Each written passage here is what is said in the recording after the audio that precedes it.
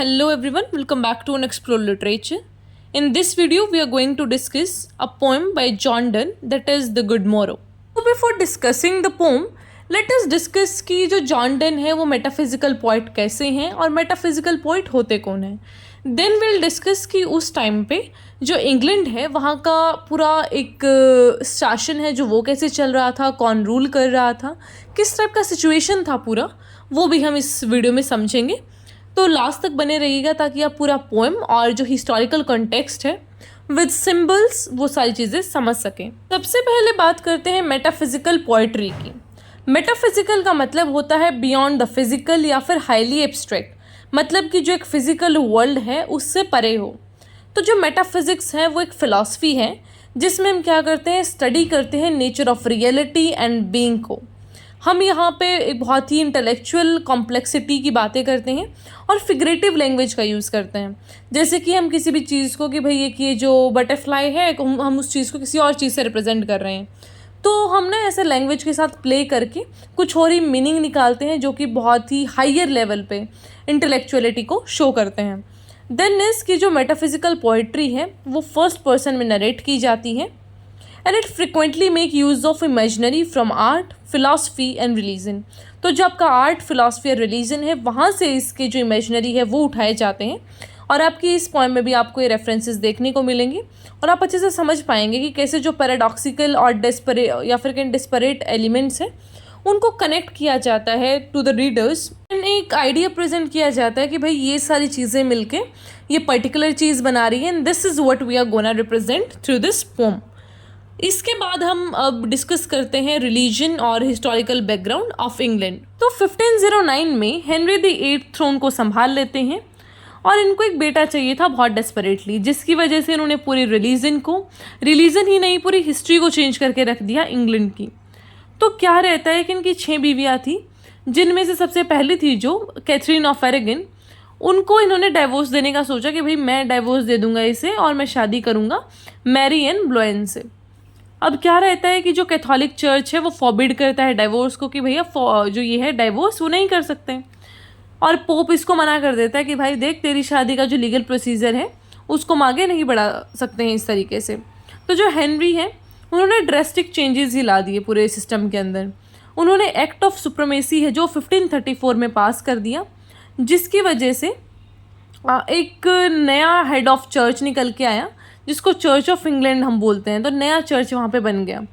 तो जो arc bishop हैं कैंटरबरी के, जिनका नाम था थॉमस कैरमेर, उन्होंने ग्रेंट किया हेनरी को एक परमिशन ताकि वो मैरी कर सके किसको, एनी ब्लोएन को. तो एनी ब्लोएन से शादी करने के लिए इन्होंने पूरे सिस्टम को ही चेंज करके रख दिया कि भाई मैंने शादी करके रहनी है, मेरे को एक बेटा चाहिए, मेरे को नहीं पता क्या सिस्टम है, मैं सिस्टम को ही बदल के रख दूंगा अगर किसी ने मेरी बात नहीं मानी तो.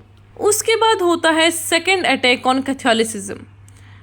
तो इसमें क्या रहता है, एक जर्मन थियोलॉजियन होते हैं मार्टिन ल्यूथर, जिन्होंने क्या करा, एक प्रोटेस्टेंट रिफॉर्मेशन है जो वो स्टार्ट करा 1517 में. तो उन्होंने 95 थीसिस हैं जो वो नेल कर दी चर्च के डोर पे, जिसकी वजह से मतलब पूरा क्रिटिसाइज़ किया गया था कैथोलिक प्रैक्टिसेस को, डॉक्ट्राइन्स को, मतलब पूरे जो कैथोलिक सिस्टम है ना उसको ही इन्होंने चेंज करने का कोशिश किया और क्रिटिसाइज़ किया. तो फिर ल्यूथर को एक्सकम्युनिकेट कर दिया जाता है, लेकिन आप एक इंसान को रोक सकते हैं, उसके आइडियाज़ को नहीं.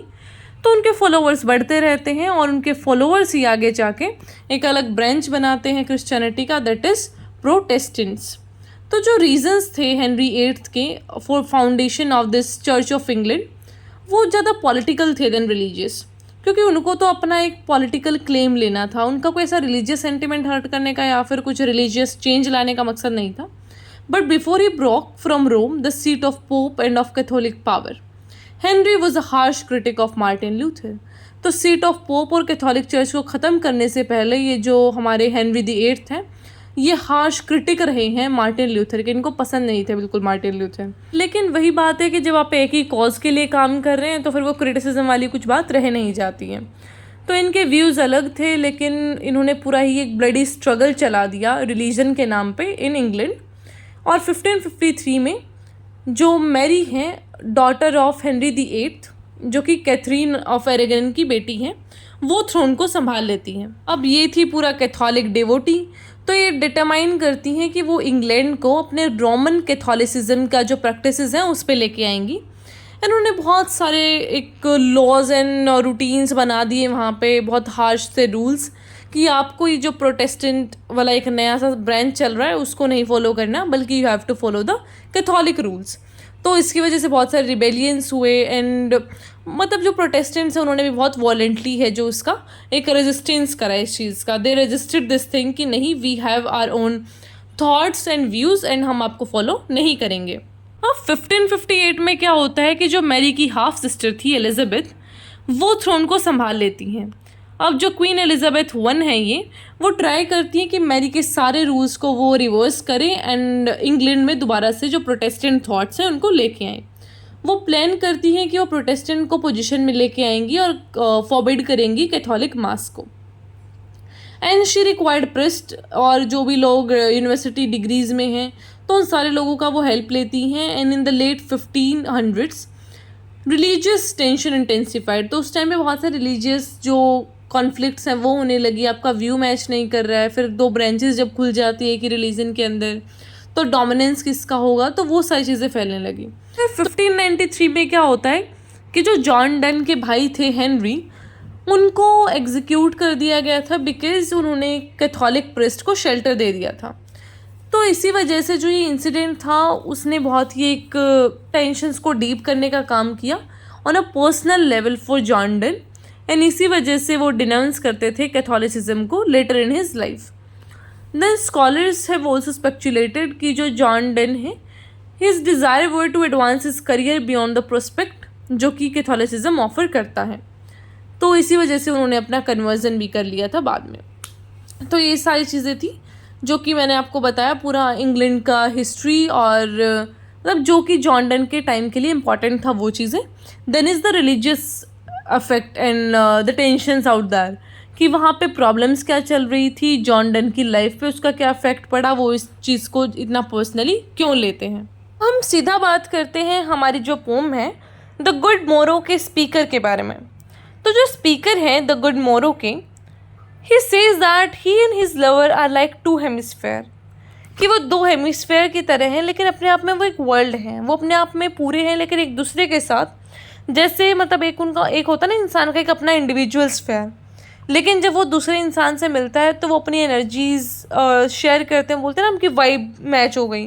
तो उस तरीके वाला सीन ये बता रहे हैं कि हम दो हेमिस्फेयर हैं and each hemisphere is like a world in its own, कि वो एक वर्ल्ड की तरह है। However, when this two hemisphere, the two lover mix together, वो पूरा एक वर्ल्ड बनाते हैं, जो एक पूरा एक वाइब जो गेम होता है, तो उसको यहाँ पे बताया गया है इन्होंने एक थोड़ा सा ट्रेडिशनल तरीके से। ठीक है, तो मैंने आपको थोड़ा सा मॉडर्न इसका एग्जांपल दे दिया कि दो हेमिस्फेयर मिल रहे हैं तो पूरा एक वर्ल्ड बन रहा है, जैसे कि दो लोगों की जो वाइब्स हैं वो मैच हो जाती हैं तो वो पूरा ऐसा चिल करते हैं फिर ज़िंदगी में। तो जो स्पीकर हैं वो डिस्क्राइब करते हैं their love as immortal. The speaker is unashamed of his poetic language. उनको कुछ ऐसा है नहीं कि भाई मैं क्या लैंग्वेज यूज़ कर रहा हूँ, he is just pure into his thoughts. फिर वो दो लवर्स के जो सेंटीमेंट्स हैं उसको भी एक्सप्रेस करते हैं। इससे हमें पता चलती है जॉन डन की जो एक रोमांटिक साइड है उनकी पोइट्री के अंदर।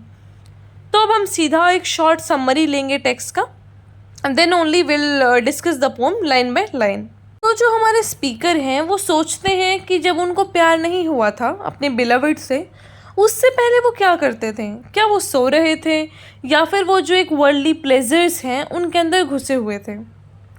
All the beauty he so and all the satisfaction of life, कि जो भी इन्होंने ब्यूटीज़ देखी, जो भी सेटिस्फैक्टरी चीज़ें उनको लगती थी, शायद वो सारी चीज़ें एक ड्रीम थी सिर्फ प्यार का। असलियत में जो चीज़ें हैं, जो एक असली ज़िंदगी है, वो ये प्यार है जो वो अब जी रहे हैं।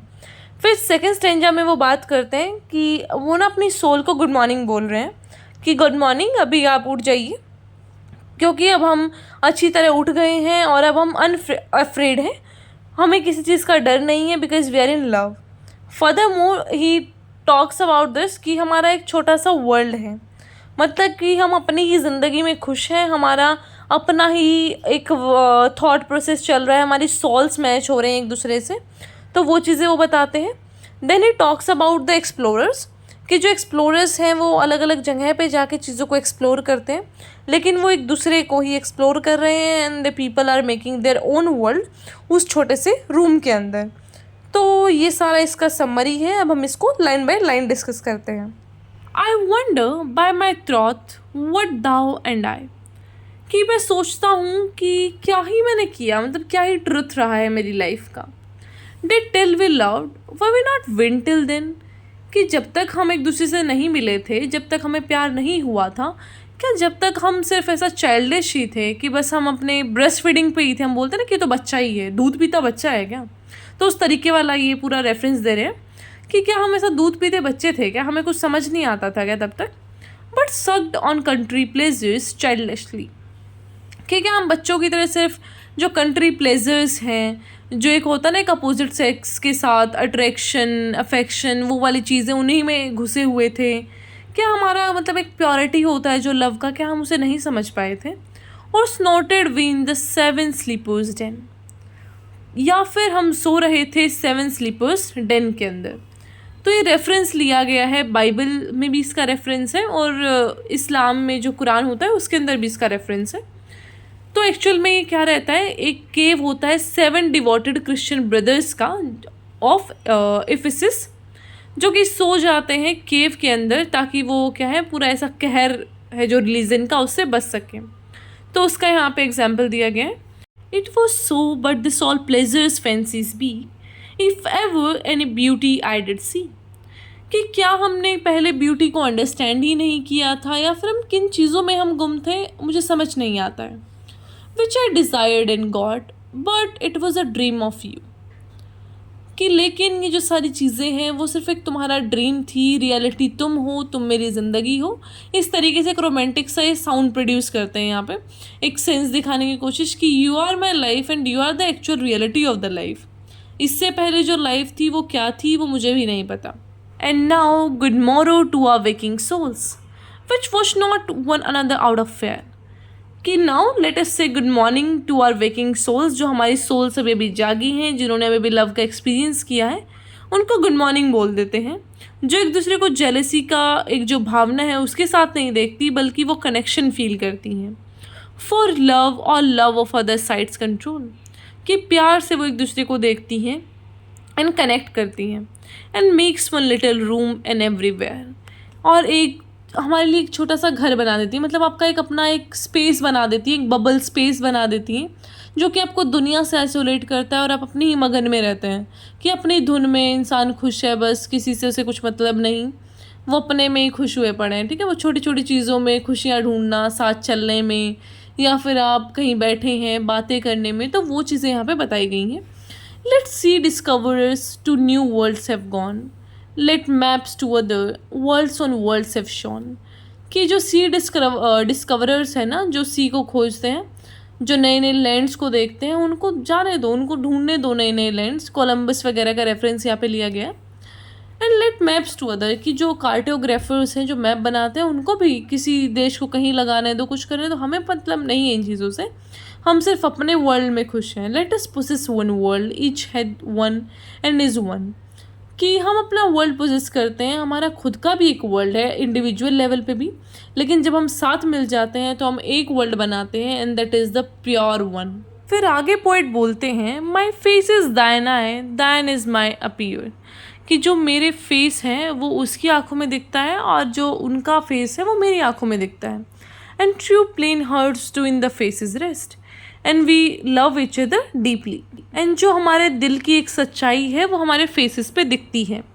Where can we find two better hemispheres without sharp north, without declining west, whatever dies was not mixed equally. तो बोलते हैं कि वी आर लाइक 2 हेमिस्फेयर्स, कि हम 2 हेमिस्फेयर्स की तरह हैं जो साथ मिलके, ना तो हमारा कोई शार्प नॉर्थ है ना ही कोई डिक्लाइनिंग वेस्ट है, हम सिर्फ अपने ही एक इन्वायरमेंट में हैं, हम एक दूसरे के लिए बने हैं वाली वो चीज़ है वो बताई इन्होंने, जो कि साथ मिलके पूरा एक वर्ल्ड बना लेते हैं। फिर आगे वो बोलते हैं whatever dies was not mixed equally, कि अगर कुछ भी चीज़ ख़त्म होती है, किसी भी चीज़ का मतलब कुछ भी सर्वनाश होता है, तो दैट इज़ बिकॉज कि वो अच्छी तरह से घुली मिली नहीं हुई थी। If our love if our two loves be one, or thou and I love so alike that none do slacken, none can die. कि हमारा जो प्यार है ना एक दूसरे के लिए, वो तभी मर सकता है जब वो लूज पड़े एक साइड से, कि एक आदमी कम कर रहा है, then the second one is putting more effort. तो वो वैसी चीज़ को बताने की कोशिश कर रहे हैं पहले वाली लाइन को, कि कोई भी चीज़ तभी ख़त्म होती है जब आप उसमें इक्वली जो है एफर्ट्स नहीं डालते. तो इस लाइन को उन्होंने लास्ट लाइन में प्रूव कर दिया कि हमारा लव तभी ब्रोक हो सकता है या फिर तभी हम अपार्ट हो सकते हैं जब हम इक्वली एफर्ट्स डालना बंद कर देंगे. इसी के साथ आपका पोएम ख़त्म होता है. अब हम सिम्बल्स की बात करते हैं. तो सिम्बल्स की बात करें तो सबसे पहला सिंबल है मॉर्निंग का, जिसमें वो बताते हैं अपने सोल्स के रीअवेकनिंग को. फिर सेकंड आता है लिटिल रूम. तो लिटिल रूम के थ्रू वो बताना चाहते हैं कि दो जो लवर्स रहते हैं वो अपने आप में ही एक वर्ल्ड बनाते हैं, और वो जो वर्ल्ड है वो कैसे बनता है, उनके एक एयर बबल से, जो कि उनकी वाइब्स का कनेक्शन कह लो या फिर सोल का कनेक्शन कह लो. देन इज़ हर्ट, कि जब तक आपका एक रहता है ना सोल का, हर्ट का कनेक्शन ना हो तब तक चीज़ें नहीं चलती हैं. तो आपको इक्वली एफर्ट्स डालना पड़ेगा, इक्वली एक दूसरे के अंदर इतना इन्वेस्ट करना पड़ेगा, then only things will work. Otherwise जो चीज़ें हैं वो नष्ट हो जाती हैं या फिर वो नहीं चल पाती हैं इस तरीके से. तो आई होप आपको ये पोएम समझ आया होगा. फिर भी कोई क्वेश्चन है तो उससे आप पूछ सकते हैं. एंड अभी मैंने सेकंड सेम की वीडियोस डालना शुरू करा है, पहले भी 2-3 डाल रखी हैं, तो प्लीज़ ऑल्सो वॉच दैट, जिनके लिंक आपको डिस्क्रिप्शन में मिल जाएंगे.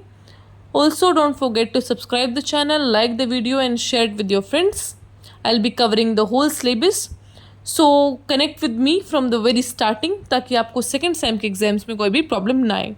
तो we are starting this series and be are part of it. Alright, so I will meet you in the next video. Till then, take care, stay happy and stay healthy.